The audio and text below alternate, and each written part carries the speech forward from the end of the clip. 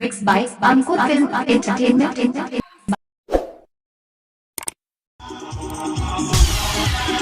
Adishakti film की प्रस्तुति।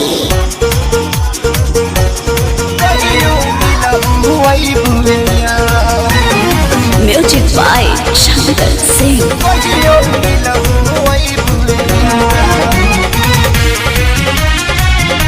Mixed by Ankur Film Entertainment. होनरे पकड़बू प्यार की कहियो मिलहू वही बुआ। होनरे पकड़बू प्यार की कहियो मिलहू वही बुआ। लगता बे डरबा जाने लगे घरबा मारे लगे भैया हमार। होनरे पहोई प्यार की कहियो मिलहू वही बुआ। होनरे पहोई प्यार की कहियो मिलहू वही बुआ।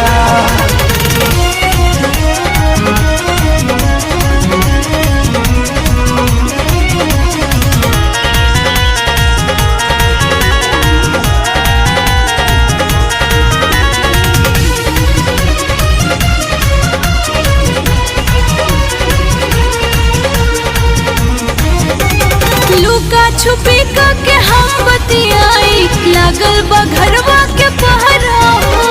लागल बा घरवा के पहरा। तुहरा बिना हम तबानी अधूरा जरा जवानी के आहारा हो। पढ़े जब जाए मैं घंटे बजाए ता दौरे से ले हानिहार। होनरे पकड़बू प्यार की कहियो मिलहू वही बुआ।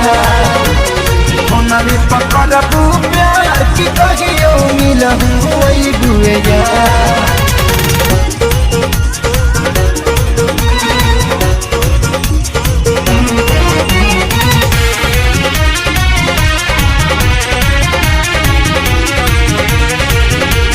चाह के भी घरवा से निकले न बहरा लगे सुते हमर माई हो।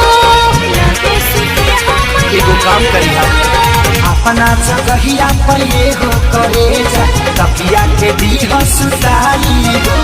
मैं जब फेरे आए मैं तहरा फेरे कुछ दिल करा इंतजार। होनरे पकड़बू प्यार की कहियो मिले खाती ओई दुनिया। होनरे पकड़बू प्यार की कहियो मिलहू वही बुआ।